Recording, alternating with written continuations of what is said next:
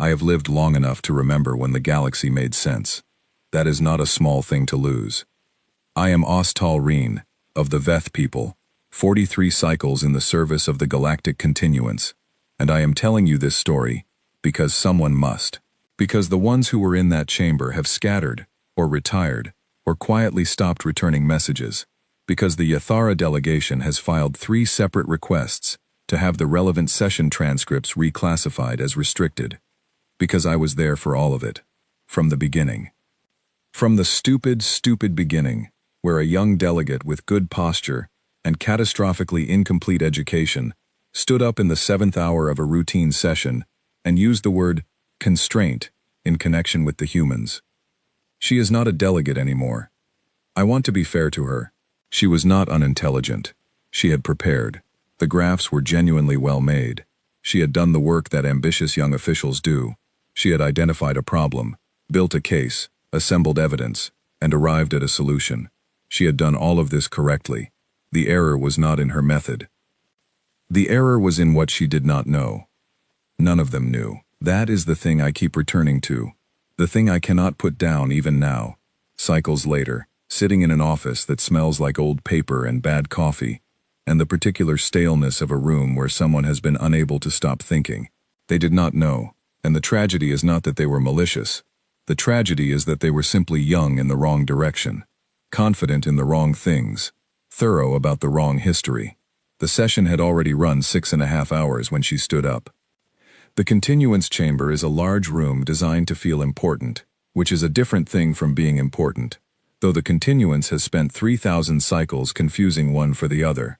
The ceiling is vaulted. The lighting is ceremonial. The air is recycled through a system that has, over decades, absorbed the chemical residue of every species that has breathed inside it, so that the smell is something specific and indefinable, a mixture of old votes and processed atmosphere, and the faint ghost of civilizations that once sent delegates, and then stopped sending anyone at all. I had sat in that room for 43 cycles. I knew the smell the way you know the smell, of somewhere you have spent so much time that the place has become part of you, or you have become part of it, and you are no longer sure which direction the absorption went. Elder Seth Rowe sat beside me. He was old enough that his family had been serving the continuance when my father was still in school. He had the kind of stillness that some people develop over long careers, not the stillness of someone who has stopped paying attention, but the stillness of someone who has paid so much attention for so long that they no longer need to perform it. He sat with his notes in front of him, and he did not look at the graphs. The constraint of human space, the Yathara delegate said, is a matter requiring urgent revision at this session. She brought up the maps first. The Velroshan passage was a corridor of navigable space running through what she described as the outer margin of the traditional Yathara zone of influence. She was careful with that word, traditional. She used it 6 times in the first 10 minutes. It was doing significant work for her, that word, because the honest version of what she was saying was harder to say out loud in a formal session. What she was saying, in the honest version, was, we want access to this corridor. We want the authority to enforce our presence in it, and the main obstacle is that humans use it. What she said instead was, there is a matter of territorial ambiguity that requires clarification and possibly enforcement mechanisms for vessels operating in this corridor, without proper authorization. The maps showed a 40% increase in colony traffic through the Velroshan passage over the last 6 cycles. Human vessels, primarily. She had the numbers. She had the trajectory projections. She had the 3 legal frameworks under which the Yathara could claim administrative authority over the corridor, and she had footnoted all of them. It was thorough work. She saved the progenitor accord for the end. The accord, she said, references the humans in its final clause. 1 clause, 3 words. In the standard translation, do not cross. There is no elaboration, no mechanism, no defined parameters. The accord is 3,000 cycles old. Every species that originally drafted and signed it is extinct. The clause references a rule for which we have no documented origin, no case history, and no understanding of original intent. She paused. She had learned the pause from someone good. We are not proposing hostilities. We are proposing enforcement of territorial standards. If a human vessel operates in the Yathara corridor without transit authorization, Standard interdiction procedures would apply. Inspection, documentation, citation, release within 20 hours. This is not a special action against human ships. It applies to all vessels equally. She smiled at the chamber. It was a good smile. Reasonable. Confident. The smile of someone who has done the math and knows the math is right.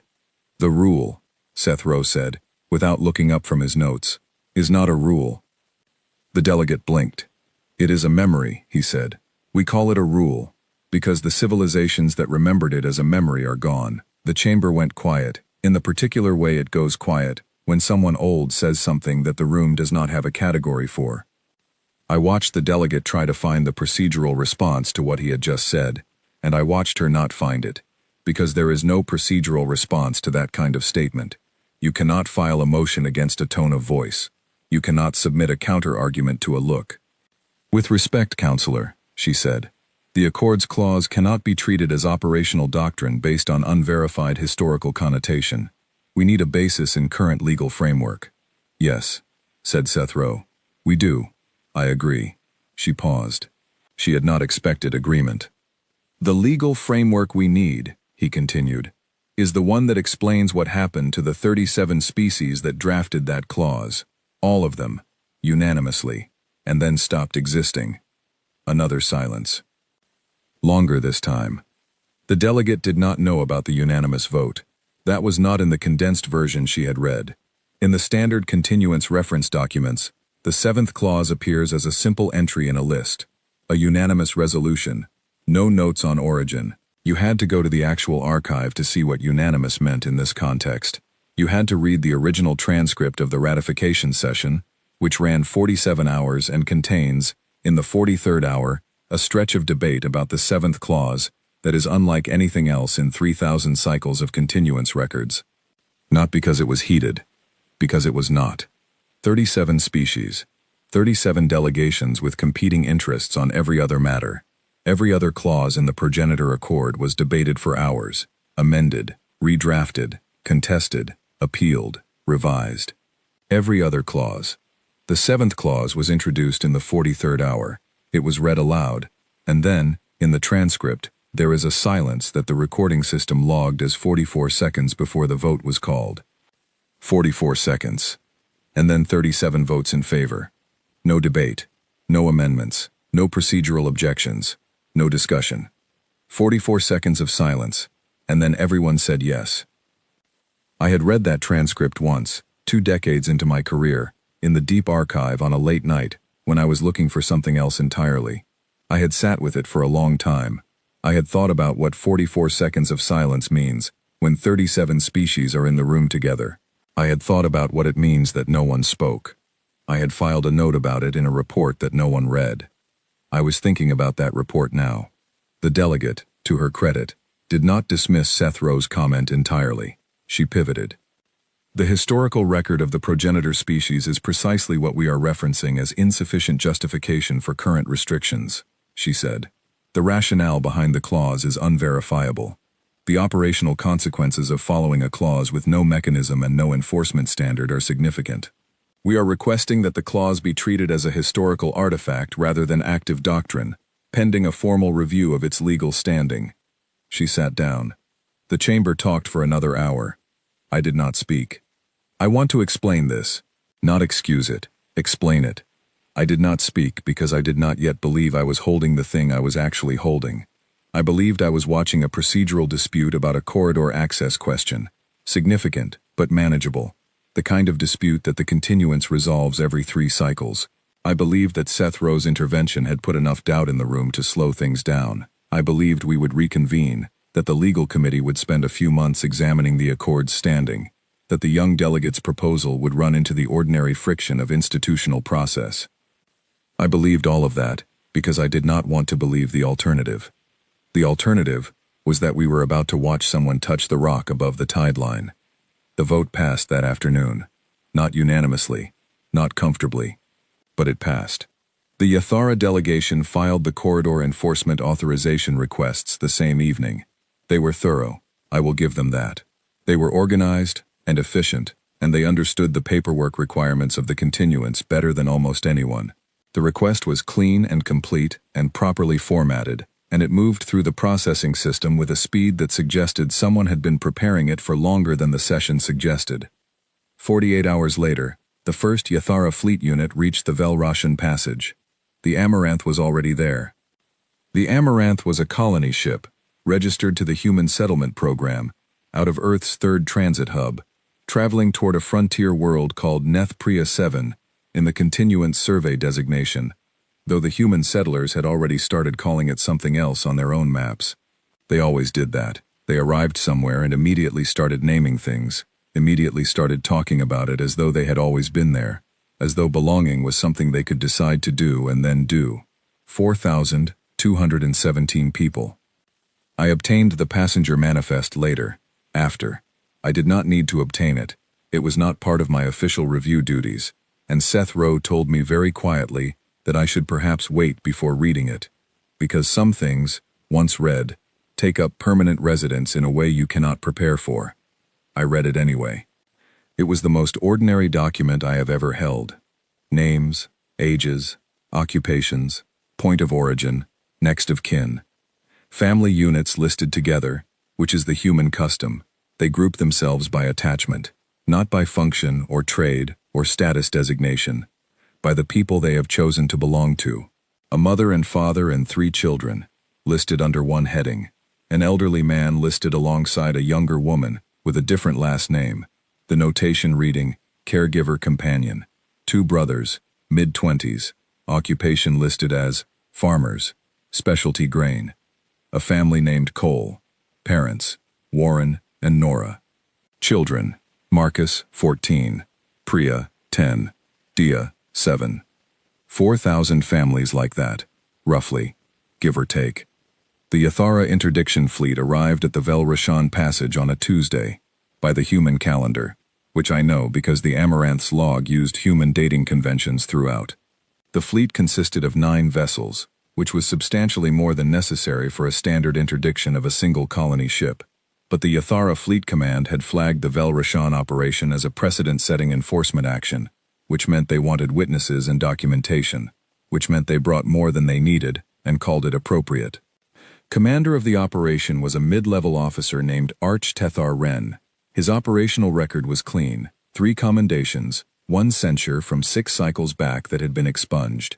His orders were clear and within the scope of the authorization the continuance had granted. Approach, hail. Board if the vessel did not voluntarily comply with the transit authorization request. Conduct inspection. Log the findings. Issue citation. Release. Estimated total operation time, 18 to 20 hours. The Amaranth did not run. That was the first thing in the incident report that I read carefully. Colony ships can run. Their transit drives are slower than military grade, but in the Velroshan Passage, there are enough gravity shadows that a ship with a motivated pilot and a head start can make it complicated for a fleet to pursue. The Amaranth did not use the gravity shadows.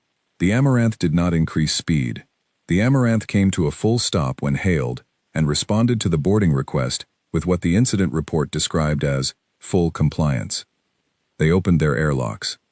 4,000 people on a ship, 9 military vessels surrounding them, and the human crew opened the airlocks and let the Yathara boarding parties in. I have thought about that decision many times.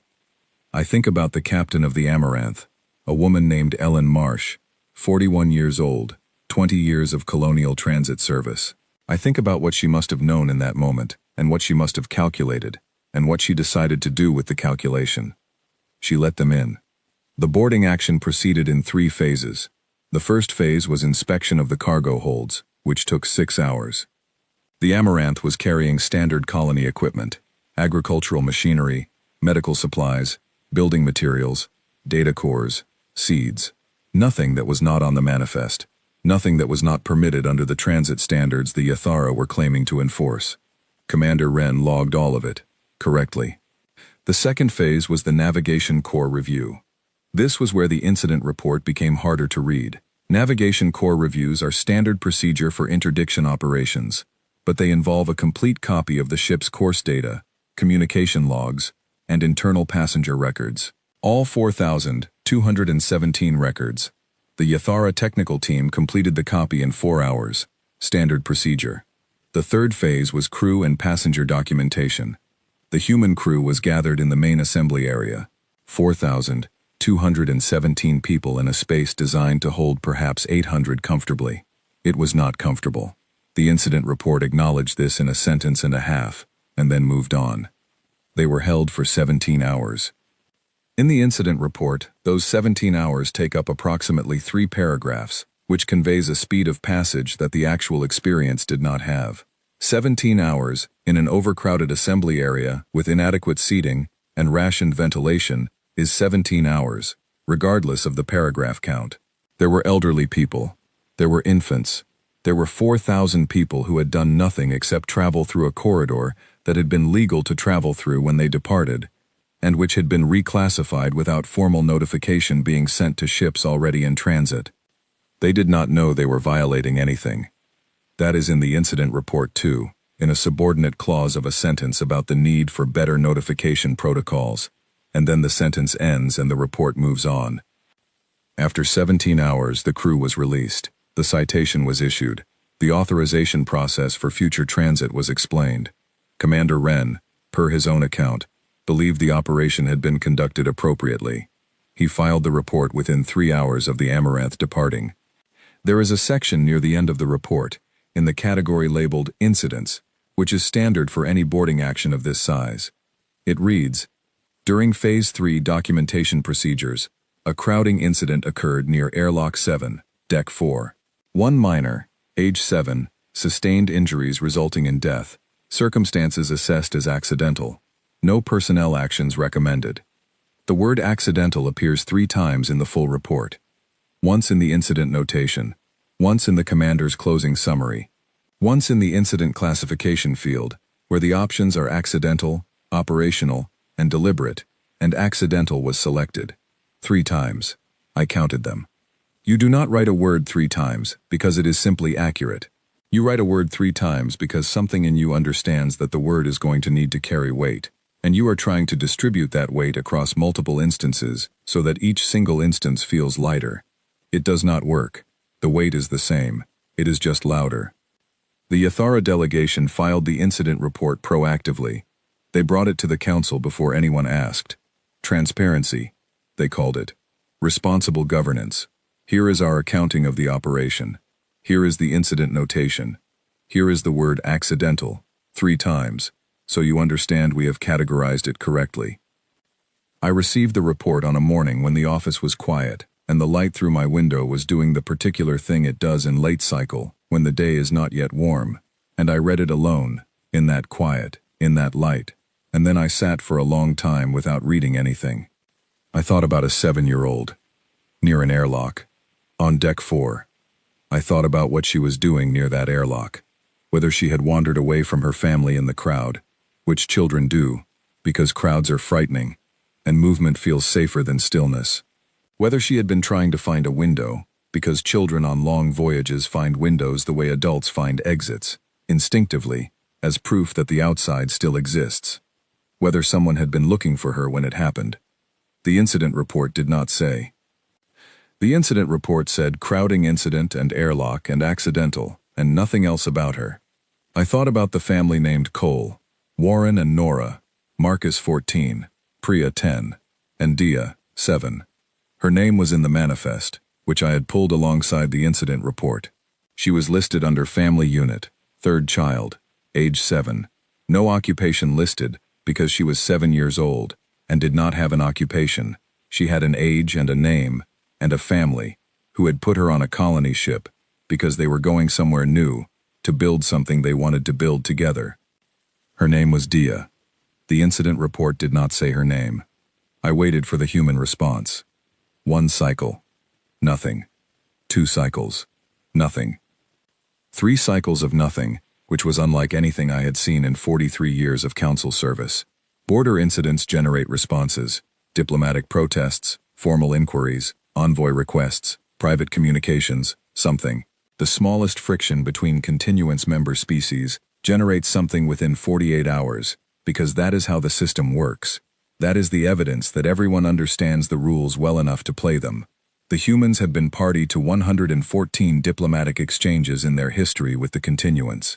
Everything from formal treaty negotiations, to minor shipping disputes, to one extraordinary session, in which a human delegate had spent 3 hours calmly explaining to the chamber why their position was correct, and the chamber's position was, in the delegate's words, missing the point pretty comprehensively. After the amaranth, the humans sent nothing. On cycle 3, I brought it up in session. I said, "The humans have not responded." Seth Rowe said, "I know." I said, "No formal protest, no inquiry, no envoy contact." He said, "Yes." I said, "Is that good?" He looked at me. Not a long look. The kind of look that carries more information than a long look usually does, because it has been compressed. "No," he said, "it is not good." I went to the archive that night. The main continuance archive is in the lower level of the council building, which was built 400 cycles ago by an architect who apparently believed that important things should be difficult to reach. The deep archive is another 3 levels down from the main, accessible only to council members with standing authorization, and the reason it is separate is that it contains documents that the continuance has decided are significant enough to preserve but not necessarily helpful for wide reading. I had been down there twice in my career. The third time was that night.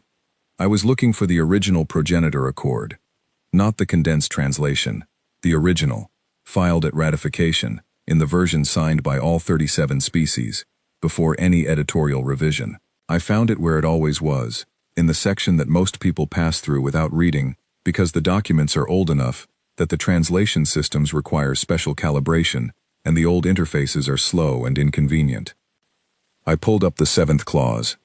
The condensed version, the one in the standard reference documents, the one the young delegate had cited in session, reads, "Do not initiate hostilities against the humans."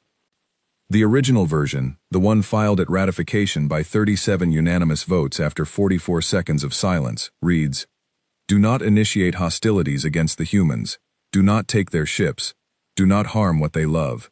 If you have already done any of these things, do not wait for their response. Go to them first. Rebuild what was broken, return what was taken, and add to it, and do not require them to make the first approach. Go to them." I sat with that for a very long time. 7 additional sentences. 400 cycles ago, someone decided those 7 sentences were procedural elaboration rather than essential content, and removed them from the working reference. Not maliciously, not even carelessly probably. They looked at them and thought, "These are just implementation details. The main point is in the first sentence. We can trim this." They trimmed it.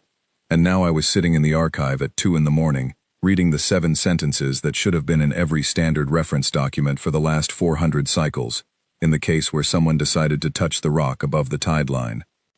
37 species, all of them gone. They had not written this as a warning from the future. They had written it from the past. They had already made the mistake. They were writing the instructions they had learned too late. Go to them. Rebuild what was broken. Do not require them to make the first approach. I sent a message to Seth Rowe from the archive terminal. I told him what I had found, the 7 sentences, the original text. He replied in 4 words. "I know. I'm sorry. I did not sleep that night." I spent the remaining hours of it in the archive, reading everything I could find from the progenitor era that mentioned the humans. There was more than I expected. References in trade records, in stellar survey logs, in diplomatic correspondence from 3,000 cycles ago, when the progenitor species were at the height of what they called their golden period. Most of the references were passing, incidental, the way you reference something that is simply part of the world. The humans are mentioned the way weather is mentioned, as a condition to be accounted for, not examined. But there were other references, older ones, from what the archive dating system suggested was a period approximately 100 cycles before the progenitor accord was drafted. These references were different. I will not quote them directly because some of them are in languages that our translation systems render imperfectly, and imperfect translation of something this important is worse than no translation. But the shape of them, across multiple species and multiple documents from that period, was consistent. Something had happened. The archives did not say what. They danced around it, The way you dance around something that happened before you were born, but that everyone still knows not to step toward. There were references to it the way there are references to a deep fire that burned down a city. In the present tense of the documents written afterward, everything is about rebuilding, and you have to read carefully to understand that the rebuilding implies a burning. 100 cycles before the progenitor accord. 37 species, unanimous. 44 seconds of silence. And then the golden period ending, quietly, over the following centuries, in ways that the surviving records described as natural decline, resource depletion, internal conflict. The ordinary causes that end civilizations. I sat with those documents until the sun came up outside my window. I thought about the amaranth. I thought about Dia Cole. I thought about the 7 sentences that had been in the original and removed from the reference copy. Do not require them to make the first approach. I thought, someone is going to have to go, and no one is going. Not yet. The silence changed texture on cycle 4. I noticed it first in the monitoring reports. Not in the content of them, exactly, but in a quality of what they were not finding. Standard diplomatic monitoring covers all registered continuance channels, the formal broadcast frequencies, the envoy request networks, the trade dispute filing systems, the 16 sub-channels for informal interspecies communication that everyone pretends do not exist and uses constantly. After a border incident, these channels go active. You see responses forming in real time, the diplomatic equivalent of a pressure system building, and you can track the intensity and direction of the incoming response before it formally arrives. After the amaranth, the channels were quiet. But the junior analyst in the communications office had filed a note that most people did not read. Her name was Fen Alice, recently appointed, still in the period of her career where she over-documented everything, because she had not yet learned that thoroughness and significance are not the same thing. She had been monitoring a set of frequencies outside the standard diplomatic bands, as part of a broader spectrum survey project, and she had noticed something. The human channels were not dark. They were not broadcasting into continuance space. They were not sending anything that crossed the registered diplomatic networks. But on frequencies that the continuance monitoring equipment could detect, signals were moving. Human-to-human traffic, internal and fast. Volumes she described as consistent with coordinated large-scale communication, rather than ordinary routine contact. She flagged it as anomalous, and filed it correctly, and went back to her other work. The note sat in the system unread for 6 days. I found it by accident, looking for something else, on the 5th cycle of the silence. I read it twice. Then I read it 3 more times. Then I went to Seth Rowe's office, which was on the other side of the council building from mine, a walk I had made hundreds of times over the decades. I knew every corner of that corridor. I knew which sections of flooring creaked slightly under the environmental systems and which sections ran silent. I knew the particular quality of light at the end of the hall near his door, the way it came through a window that faced northeast and turned the afternoon into something amber and slow. He was standing when I arrived. Not sitting at his desk, standing in the middle of his office, holding his personal data reader in both hands, reading something. Very still. The kind of stillness you fall into when what you are reading has stopped being information and become something else. I looked at what he was reading. It was the progenitor accord, the original version. He had pulled the same document I had pulled. He looked up when I came in. He did not look surprised to see me. He looked like a man who has been expecting a conversation and has been working out how to have it. Fenalis's note, I said. Yes, he said. The traffic on the human channels. Yes. I sat down in the chair across from his desk because my legs had decided that standing was no longer their primary interest. They are not responding, I said, diplomatically, through any channel we monitor. No, but they are communicating. Heavily. We sat with that for a moment. What are they saying to each other? I said, which was a pointless question because we could not decode it, but sometimes pointless questions are the ones you need to ask out loud to hear how they sound. I think, said Seth Rowe, very carefully, that they are deciding something. I thought about the archive. The 100 cycles before the progenitor accord, the references that danced around something without naming it. Seth Rowe, I said, what happened? Before the accord, the thing the documents don't say. He was quiet for a moment. The records from that period are incomplete, he said. The species that could have filed accurate histories were the ones involved, and the ones involved are the 37 signatories, who are gone. Yes. But you have an idea. He set the data reader down on his desk. He did it carefully, the way you set something down when you are deciding what to say next and you need a second. I think, he said, that something happened which was very bad, and after it happened, the humans came to terms with the species that survived. Formal terms, the kind of terms you negotiate when you do not want to do again whatever was just done, and I think the terms included the Accords Clause as a standing reminder. A reminder to the species, not to the humans. Yes. That if they made the mistake of crossing certain lines, the humans would. The records don't say, he said. That is the point.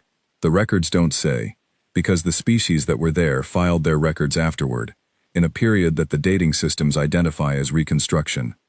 And reconstruction implies something that needed reconstructing, I said.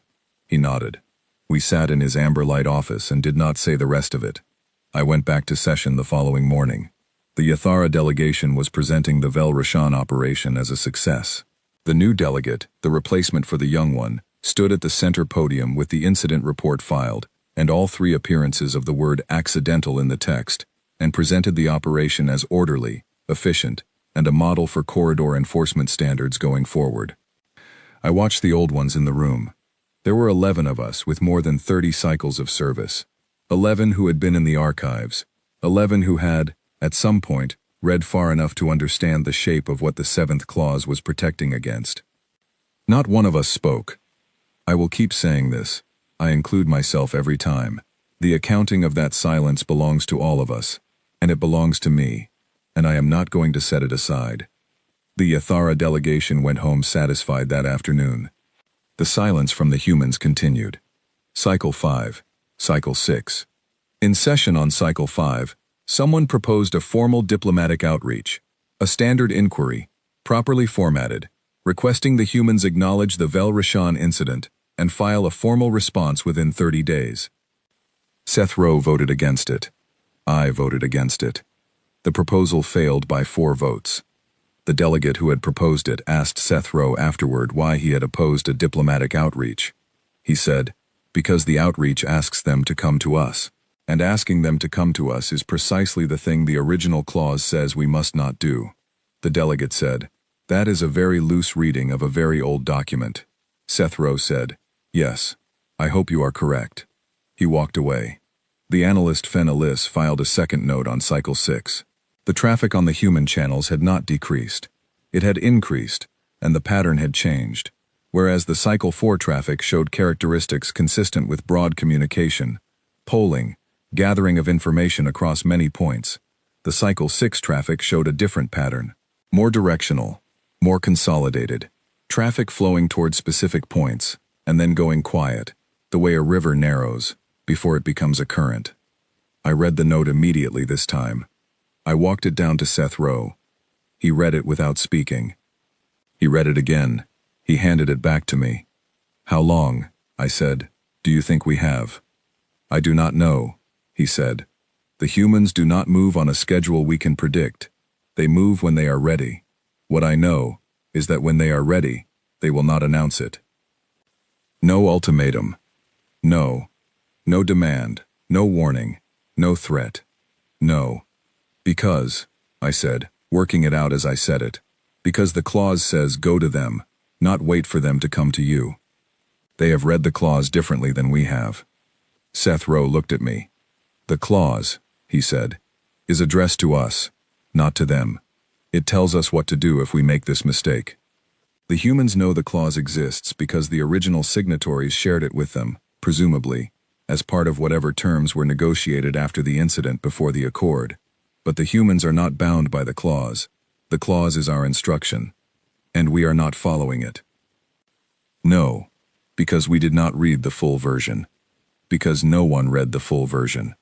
I thought about the condensed translation. The editor, 400 cycles ago, who had looked at 7 sentences and decided they were implementation details. The meticulous, well-intentioned, catastrophically mistaken simplification that had sat in the standard reference documents for 4 centuries, while the actual instructions gathered dust in the deep archive. "What do we do?" I said. "We cannot make the Yathara go," he said. "We can recommend it. We can advocate for it in session. But the authorization for the Vel Rashan operation came from the full council. The responsibility is distributed. No single party will voluntarily take on the weight of admitting what that means and going to the humans to repair it. Unless they are asked to. Unless they are required to," he said. "And the only thing that would require them to is if the humans make the request directly." I thought about the 7 sentences. The specific language of them. Do not require them to make the first approach. "They will not request it," I said. "The clause says they should not have to." "I know," said Sethro. "So we are waiting," I said. "We are waiting," he said. "And I think the waiting is nearly over." He was right. On the morning of Session 9, Cycle 7, the communications relay from the Yathara system began broadcasting a status update that had not been requested, sent on an emergency frequency, with the flag that means, "Something is happening, and we do not know how to categorize it." The update said, "Unknown vessel, non-Yathara configuration, non-continuance classification, present at the outer gravity boundary of Yathara Prime." I was in session when the alert came through. I was looking at my station display, and the alert was there, and for a full 2 seconds, I simply looked at it. Then I looked at Seth Rowe. He was already looking at me. 1 vessel. The Yathara system was one of the better defended spaces in the continuance zone. 3 tactical stations in the outer ring, 2 in mid-orbit, a permanent fleet contingent of 400 ships, and the ability to call up 200 more within 6 hours from the nearest standing base. 1 vessel. At the outer gravity boundary. Not inside it. Not in orbit. Not positioned in any location that a military doctrine would describe as aggressive, because an aggressive position implies you are threatening something specific.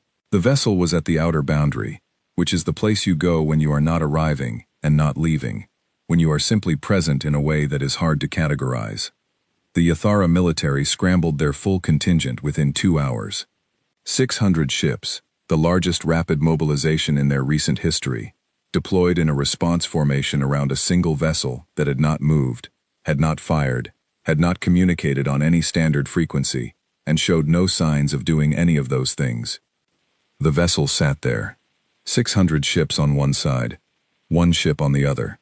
I watched the status updates come in on my session display, and I thought about the archive, the documents from the reconstruction period, the dancing around the thing that had happened, the 37 species who had written their instructions from the experience of what it felt like to be on the other side of whatever the humans had done when someone crossed far enough. The Yathara Admiral's report came in at hour 3. He requested council mediation. He described the vessel as non-threatening in current posture but unresponsive to all standard hailing protocols. He described his fleet as deployed and ready. He described himself, in the final line of the report, as uncertain of appropriate action. I had never, in 43 cycles, seen an admiral with 600 ships describe himself as uncertain. I had never seen an admiral with 600 ships not fire. Then the transmission came. Not on a continuance frequency. Not on any current military or diplomatic band. On a frequency so old that the monitoring systems flagged it as archival rather than active. A frequency from the progenitor era. The frequency that would have been standard communication in the years when those 37 species were writing their accord and making their terms. The message was 11 words. We will speak to whoever made the decision. Bring them to us. That was all. Not, we demand. Not, we require. Not, failure to comply will result in. Just, bring them. In the chamber, when I read it aloud, the silence lasted 42 seconds. 2 seconds shorter than the silence in the progenitor ratification transcript. I counted. The vessel's registry came through on cycle 2 of the standoff. It took 2 cycles because the registry format was military, and the military classification system the humans used did not match any current continuance reference database, which meant our analysis team had to request access to the historical registry archives, which meant a filing and a review period, which meant 2 cycles of staring at a vessel that had still not moved and had still not spoken again. The registry designation was the Hadassah Covenant, a United Nations colonial ship classification. The translation of the name is the part that stayed with me. Our best translation systems, using the human linguistic records the continuance had on file, rendered the name as approximately the agreement you make with someone you have already lost, or, in a more literal reading, a covenant that exists because of grief. Another translation attempt rendered it as a promise that outlasts the loss that created it. The translation team filed 3 options and flagged all of them as approximate. I think all 3 were correct, and none of them were sufficient. The Hadassah Covenant was still there on day 3, still on day 4. The Yathara fleet, 600 strong, held their formation around it, the way you hold a formation when you are not sure if it is the right formation, but you are very sure you do not want to be the one to change it. Nobody fired. I want to make sure that lands correctly, because it is extraordinary. 600 Yathara ships, a single human vessel. In the history of the Continuance's military engagements, 600 ships against one is not a contest. It is a statement, an overwhelming declaration of force so complete that the question of outcome does not even need to be answered, because the answer is obvious. Nobody fired. Not in hour 1, when the fleet might have argued they were still assessing. Not in hour 12, when the assessment was complete and the vessel had not moved. Not in hour 48, when the admiral's second-in-command submitted a formal recommendation that engagement authorization be requested, and the admiral declined the recommendation without explanation. Just declined it. 600 ships, one unknown vessel, declined to engage. I thought about what Seth Rowe had said. His instincts are going to save his world. An admiral who had spent 30 years learning military doctrine, who had commanded fleets in 4 different enforcement operations, who had every legitimate tactical reason to fire, looked at the Hadassah Covenant, and something in him said no, not as a calculation, as a fact. The way you step back from an edge, not because you have done the math on gravity, but because something older than math tells your feet to stop. The Yathara new delegate stood at the center podium in the council chamber on day 4 and delivered a briefing that I will remember for the rest of my life, not because of what she said, but because of the specific gap between what she was describing and what she understood. She described a diplomatic situation, an unusual vessel, a communication on an archaic frequency, a request that required careful consideration and appropriate response protocols. She spoke for 40 minutes. She did not say, "We are afraid." She did not say, "We do not know what we are looking at." She said the things that experienced officials say when they are in a situation they cannot fully read, but cannot admit they cannot read, because admission is its own vulnerability, and they have been trained that vulnerability in a council chamber is strategic error. The chamber listened. When she finished, Seth Rowe stood up again. He was 81 cycles old. Standing up was, by that point in his life, a considered action. The message said, "Bring them," he said. Not send them. Bring. The human linguistic distinction between these 2 verbs implies personal accompaniment. It implies that whoever responds to this message is expected to be present, not to dispatch representatives. The delegate nodded. We understand that. Do you understand what them refers to? A pause. The decision-makers in the Vel Rashan operation. Specifically, said Seth Rowe, the ones who authorized it, the ones who signed the forms that sent the fleet to that corridor on that day, the ones whose names are on the authorization request that this council approved. Another pause. That is a significant number of parties, she said. Yes. The authorization involved council approval, Yathara High Command, Fleet Command. The message did not say all of them, Seth Rowe said. The message said whoever made the decision. That is a specific designation. It refers to the chain of decision that led to the Amaranth interdiction and to the child who died near Airlock 7 on Deck 4. He paused. I would interpret it as referring to the Yathara High Command. The ones who prepared the operation, submitted the authorization, and gave the operational orders. The delegate absorbed this. That is, she said, slowly, an extraordinary ask. Yes, said Seth Rowe. It is. And I want to be clear about what the extraordinariness of the ask tells us. He looked around the chamber. In 43 cycles, I have seen the Dren Compact dissolved. I have seen the Murath Federation absorb 4 neighboring territories by force and receive diplomatic protests within the week. I have seen the Vel Rashan incident. I have seen a great deal of what the Council would call significant events. He paused. I have never seen a vessel hold position at the gravity boundary of a world for 4 days without firing, without demanding, without threatening, while 600 ships surrounded it. I have never seen an admiral decline to engage a single target despite every tactical and doctrinal justification to do so, and I have never seen a message that asked for the decision-makers to be brought to it, rather than filing a protest, requesting mediation, demanding reparations, or taking military action. He looked at the delegate. What the Hadassah Covenant is doing, he said, is giving the Yathara High Command the opportunity to understand what they have done and to decide what to do about it, before the conversation moves to a different register. Silence. What do you recommend? She said. I recommend exactly what the message asked for, Seth Rowe said. I recommend the Yathara High Command go to that ship. I recommend they go without delay, without escorts, without a diplomatic team, without legal advisors. I recommend they go, and they listen to what they are told, and I recommend that whatever they are told, they say yes. The chamber erupted. Not literally. The continuance chamber does not erupt. But the quality of voices changed. Multiple delegates speaking at once. The murmur that in a political body means the comfortable framework has been challenged, and everyone is reaching for a new one simultaneously. I did not speak. I watched Seth Rowe stand in the center of it, very still, the way he was still when he had decided something, and was waiting for the room to catch up. It took 2 hours. In the end, the Council issued a non-binding recommendation for the Yathara delegation to respond to the communication from the Hadassah Covenant through appropriate channels, a formulation so careful and so empty that it could mean almost anything, which was the point, because the Council was not going to formally recommend that the High Command walk into a human warship and say yes to whatever they were asked.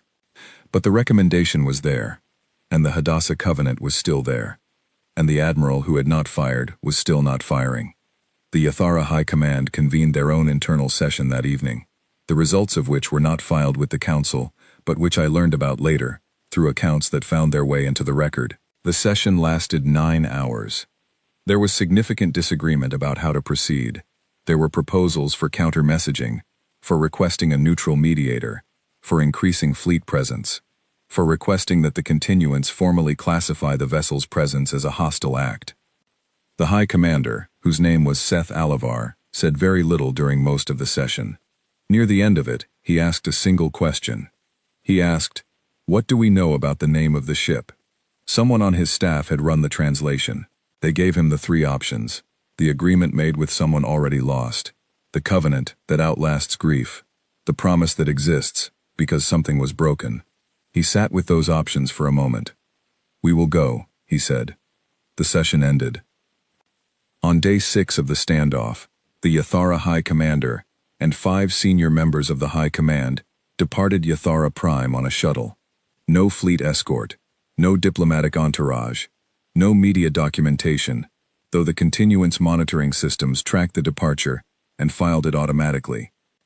600 ships held their formation around the Hadassah Covenant. The shuttle flew through that formation. The Hadassah Covenant opened its airlock when they arrived. I was in my office when the monitoring team flagged the airlock event. I had been awake since 3 in the morning, sitting at my desk with the Progenitor Accord translation and a cup of cold coffee, and the knowledge that whatever was happening aboard that ship was something I was not going to be able to see in real time, only in whatever fragments made it into the record afterward. I thought about the 7 sentences. Do not wait for their response. Go to them first. The Yathara High Command had gone. Not first. Not the way the clause intended. The humans had come to the gravity well. The humans had sat outside a planet for 6 days and waited. They had given the Yathara the opportunity to come. They had done for the Yathara what the clause said the Yathara should have done for them. I sat with the bitterness of that for a moment. The inverted shape of it. The humans who had been wronged, arriving with a ship called the Grief Covenant, sitting outside a world in silence, waiting, with a patience that I suspect was the hardest kind. the kind that is not stillness but suppressed motion held still by a decision. And then they had said, "Bring them. Not come to us and answer. Not surrender. Not comply. Not any of the words that imply the conversation is already over. Just, bring them to us. Give them the chance to come." I sat in my office and I thought about Dia Cole, and about the 7 sentences, and about the admiral who had not fired, and I thought that whatever was happening aboard the Hadassah Covenant right now was the hinge of something, the moment where the weight of what had been done either found a way to be carried, or it did not. I thought about what the humans had named their ship, the promise that outlasts the loss that created it. I did not sleep. I received the transcript of what happened aboard the Hadassah Covenant 4 days after the shuttle docked. No one from the continuance had been permitted to observe. The monitoring teams could track the shuttle's movements and the airlock status, and the general communication patterns around the ship, but the interior of the vessel was outside our reach. The Yathara High Command filed the transcript themselves, as part of their formal report to the Council, and they filed it completely. They did not edit it. They did not remove the parts that were difficult. I have read it many times. I will tell it to you as close to how it happened as words allow. The Hadassah Covenant received the Yathara delegation without ceremony. No formal greeting, no honor guard, no protocol officers with their lists of required observances. A single crew member in a plain uniform met them at the airlock, showed them to a room, and brought water. The human custom of bringing water to a guest is a very old one. It means, you are physically safe here. It means, we will see to your basic needs while you are in our space. It is a small gesture. It meant something that morning. The delegation waited in the room for 12 minutes. The transcript noted this precisely because the Yathara delegation's recording system was running and logged timestamps automatically. 12 minutes is not a long wait by any diplomatic standard. It felt, according to the account of one of the junior members of the High Command, who later filed a personal addendum to the report, like standing in a space where the air had a weight to it that air did not usually have. The door opened. The person who entered was not an admiral, not a military officer of any rank, not a weapons commander or a fleet strategist or a negotiator trained in the specific skills of managing adversarial exchanges between species with competing interests. She was a woman named Priya Vasanthan. She was 44 years old. She was listed in the Hadassah Covenant's crew manifest as Coordinator, Office of Colonial Affairs. Her service record showed 22 years with that office, beginning the year she completed her education, with no gaps, no disciplinary notes, and a list of commendations that were all for the same category of work: accuracy, thoroughness, and care in managing the records of families in transit. Her job was the paperwork of colony ships. For 22 years, she had processed the manifests and the resource allocations and the transit waivers and the family registrations of every human colony ship that passed through her office. She knew the forms. She knew the systems. She knew the specific bureaucratic language that the colonial program used to describe the movement of human families from one world to another as they continued the long, patient, ordinary work of building homes in new places. She had processed the Amaranth's manifest herself. She sat down across from the Yathara High Command. No aide, no security detail, no support staff, just a woman and a folder of printed paper, physical paper, which is the human custom for documents that are considered important, not formal, not official, in the way that official usually means, many parties with many seals and many mechanisms for distributing responsibility, just printed paper, which means, this is what I am bringing to this conversation, and it is mine, and I am accountable for it. She put the folder on the table. She put her hands flat on top of it. She looked at the High Commander, Seth Alivar, for a moment, not as an assessment, as a simple acknowledgement of who was in the room. "The Amaranth," she said. "Passenger manifest. 4,217 people." She did not say it as an accusation. She said it as a fact, a fixed point. The kind of thing you state when you want everyone in the room to be standing on the same ground before anything else happens. She let it sit. "One of them," she said, "was 7 years old. Her name was Dia."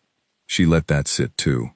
The High Commander, who had commanded fleets and negotiated treaties and delivered difficult news, on a dozen occasions across his 30 years of service, said nothing. Because there was nothing to say to that. There is no diplomatic formula for the moment when someone says a child's name to you in a room like that. There is no protocol that covers it. The protocols are all designed for situations where the parties are managing competing interests, where there is a balance to be found, where the conversation is about what each side will give and what each side will get. This was not that kind of conversation. You called it accidental, she said. 3 times. Still no anger in her voice. The thing that replaced it was worse, in a way. It was accuracy. The calm of someone who has spent 22 years being precise about the records of human lives, and brings that same precision to this moment. I know what you filed, she said. I read it. The High Commander said, we. I know, she said. She opened the folder. She did not take anything out. She just opened it. So the papers were visible to him across the table. Printed pages, names, ages. The manifest of 4,000 families who had opened their airlocks and let the boarding party in, and sat in a crowded assembly area for 17 hours, and then lost something that cannot be itemized on any manifest. You have a choice, she said. One choice. It is not complicated. She explained it. The Yathara High Command would go to the families. Every family from the Amaranth. Every family unit that had been on that ship, and in that assembly area for those 17 hours. Not through a representative, not through a letter, or a formal communication, or a recorded statement. Them, the people in this room, personally. They would go to the Cole family first. They would bring back what had been taken in the operation, the navigation core copy, the cargo documentation, the passenger records the Yathara technical team had copied. All of it, returned. They would add to it, compensation, in forms meaningful to the families, determined by conversation with the families, not by the Yathara High Command's assessment of what was appropriate. They would not require the families to file a request. They would not wait to be approached. They would go, and the Hadassah Covenant would remain at the gravity well of Yathara Prime until Priya Vasanthan believed the commitment was genuine. Not until it is complete, she said. Until I believe it is genuine. There is a difference. The High Commander said, and if we decline? She looked at him. 4 seconds of eye contact, which is a measurement I know because the transcript logged it from the Yathara delegation's recording system, which ran continuously and noted all pauses. The Hadassah Covenant, she said, is the ship we send when we want to give someone the chance to fix what they broke, before we send the ships that do not wait at the gravity boundary. 4 seconds. The room after those 4 seconds.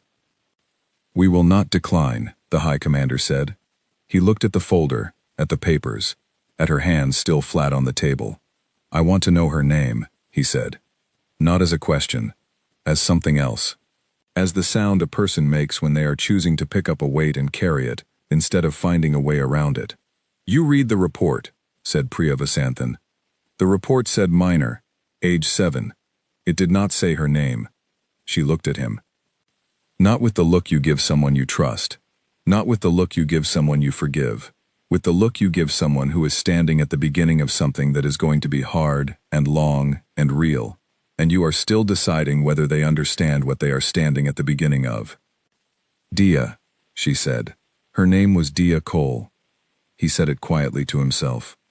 The way you say something when you are making it part of you, rather than a fact you are temporarily holding. We will go to her family first, he said. She looked at him for a long moment. Then she closed the folder. The Yathara High Command returned to Yathara Prime that afternoon and began. I had monitoring teams in place, because I needed to know. I need to tell you that clearly. I needed to know. Not for the official record, not for the Council's benefit, but because I had spent 7 cycles holding the weight of the 7 sentences, and the archive, and the name of a child on Deck 4, and I was not able to simply wait for a filed report. What I saw through the monitoring was not a diplomatic operation. It was a man going to families. The High Commander went to the Cole family first, as he had said he would. Nora Cole was living with her remaining children in a prefabricated settlement house on a frontier world with blue soil and orange mornings, the same world the Amaranth had been headed toward when it was stopped. She had arrived anyway, eventually, on a different ship, because she had said she was going to go there, and she went. He knocked on the front door. He did not announce himself in advance. He did not send a communication ahead. He knocked on the door of a prefabricated house on a world with blue soil, which is the thing you do when you are not trying to manage the conversation in advance. She knew who he was immediately. He stood on her front step and he told her what happened. Not the report version, the version that said, "I signed the authorization. These are the specific decisions I made. This is the chain that led to your daughter near an airlock on deck 4. This is where my name appears in that chain." He said the name. Dia. He said it himself, before she said it. He stayed for 4 hours. He did not reach for procedural language when the conversation became something that had no procedure. He sat in that house and he stayed, and the monitoring system logged his shuttle as stationary for the full 4 hours, and when he left, the monitoring log noted that he walked to the shuttle slowly, the way people walk when they are carrying something they did not have before they arrived. He went to the Adler family. He went to the Birch family. He went to 43 families in a single week at a transit station. Families who were angry. Families who were quiet. Families where the conversation was so difficult that one of his staff members subsequently requested a medical consultation because of what they had witnessed in those rooms. He went to the Okafor family. Nadia Okafor was 14 years old. She had been on the Amaranth with her parents and 3 younger siblings. She had been in the assembly area for all 17 hours. She asked the High Commander why he was there. Not why it happened, why he was there. He said, "Because I was told to come, and because I know the difference between doing something because I was told to, and doing something because it is the right thing, and I want you to know which one this is." She said, "How do I know the difference?" He said, "You probably cannot, yet. I will come back in a year, if you will have me, and you can see the difference between what I am saying today and what I have actually done by then." I read this exchange in the monitoring report, and I sat with it for a long time. On the 15th day, the High Commander sent a message to the Hadassah Covenant through the progenitor era frequency. The message said, "I am not finished. I have 17 families remaining. I am requesting 2 more weeks." The reply came back within the hour. 4 words. "We will be here." He took 3 more weeks. He went to all of them. On the final day of the 3rd week, Priya Vasanthan came to the colony station, where the High Commander was completing his last visit. She arrived without announcement, in the same plain uniform, with the same folder. He met her in the corridor near the docking bay.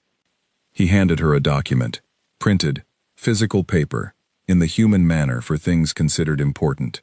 A full accounting, every family visited, every conversation, every commitment made, and the evidence of what had been done to keep it. She read it in the corridor, standing, while he stood and waited. She looked up. "Is there anything you want to say?" she said. "That I understand now," he said. "What the accord means. What the full version means. What go to them means.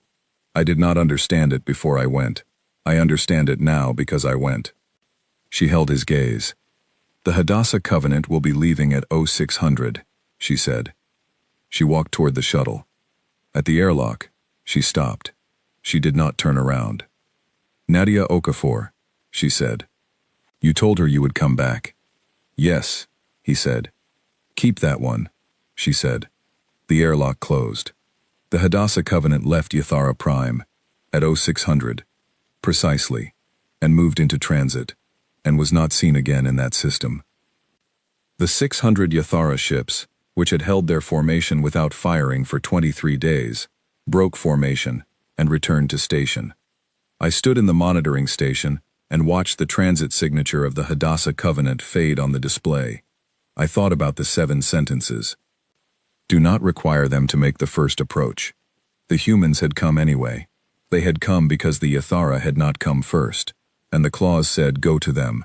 But when no one went, the humans had found a way to make going possible for the people who should have gone. They had sat outside a world for 23 days in a ship named for Grief and Covenant, and they had waited, and they had given a man the chance to understand what he had done, by going and doing the thing that should have been done before any of this started. I thought about the 37 species and the 44 seconds of silence before the unanimous vote. I thought about what they had known when they wrote those 7 sentences. They had not written them because the approach was kind. They had not written them because forgiveness was inevitable. They had written them because they had learned that the only path through what they had done was to go, personally, without protection, without intermediary, without the management of distance that all diplomatic language is designed to provide, and to stand in the presence of the people they had harmed, and to say the name, and to stay when it was hard to stay. And then to come back. Because that is the thing Nadia Okafor said. The thing I read in her filing to the continuance public record, in the category of citizen testimony, which I found only because I was looking for it. She wrote, "I do not forgive him. I am not sure forgiveness is the right word for what I am working toward. But he came back. And the thing about the humans is that we notice when people come back. We notice when people come back." The High Commander, Seth Alivar, retired 2 cycles after the Hadassah Covenant left. He did not retire to the estates and the advisory positions that a career like his usually ends with. He moved to a small settlement house on a frontier world, with blue soil and orange mornings, within a day's transit of the Cole family's home. He went back to see Nadia Okafor in the following year. I did not have a monitoring team there. I had decided that one was not for me to watch. Some things need to happen in private, without anyone counting. I know he went because she filed a note afterward, a small entry in the citizen record, the kind of filing that most people never look at. It said, "He came back." That was all. I voted yes on the Yathara corridor access proposal the following cycle, with the amended protocols and the independent oversight mechanism, and the revised transit standards that the continuance had spent 3 months negotiating as a condition of resuming normal relations. I voted yes, not because the matter was finished, or because justice is a thing that gets finished. I voted yes, because I had watched a man go to 47 families and come back changed by the going, and because a 14-year-old girl had noticed that he came back, and because the humans, who had sat outside a world for 23 days in a ship named for a grief covenant, had gotten what the 7 sentences said should have been given from the beginning. Not forgiveness. Coming. Seth Rowe died 3 cycles after the Hadassah Covenant left, in his sleep, at 81, which is as good an ending as the work allows. At his service, I spoke for 10 minutes. I talked about the archive, about the 44 seconds of silence, about the 7 sentences that someone had decided were implementation details. Afterward, his family gave me his personal notes, 40 cycles of observations, recorded in the handwriting I knew from 40 years of session documents, in the cramped and specific style of someone who writes to think rather than to file.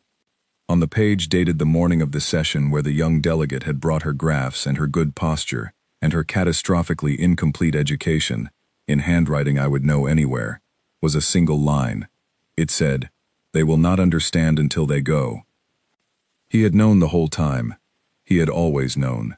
He could not make anyone go before the cost had been paid. I am Ostal Reen, of the Veth people, 43 cycles in service of the galactic continuance, and I am setting this down now while I still can.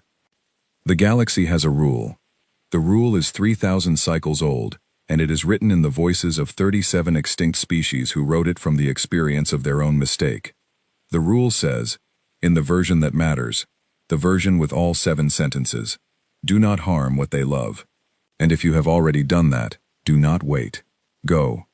Not because the humans will destroy you if you do not. Not because the Hadassah Covenant will come back if you delay.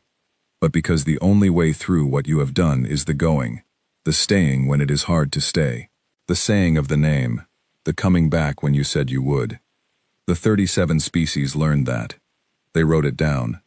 They wrote it so we would not have to learn it the way they did. We almost did not read it in time. In the corridor access proposal vote, I was the 17th vote cast, 16 before me. The chamber was quiet. I said yes, and my voice was steadier than I expected it to be. The chamber moved on to the next item. As it does. I collected my notes afterward, in the particular amber light of the afternoon, and I walked down the corridor I have walked hundreds of times, past the sections that creak and the sections that do not, and I went back to my office, and I sat down, and I pulled up the citizen record system, and I found Nadia Okafor's filing. He came back. I read it several more times. Then I opened a new document, and I started to write this down, because someone must.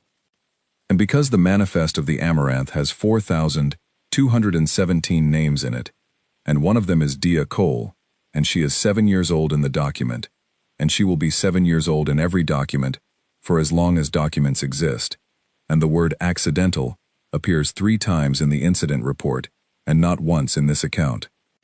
Her name appears here instead, Dia Cole. I will say it as many times as I have pages to say it on.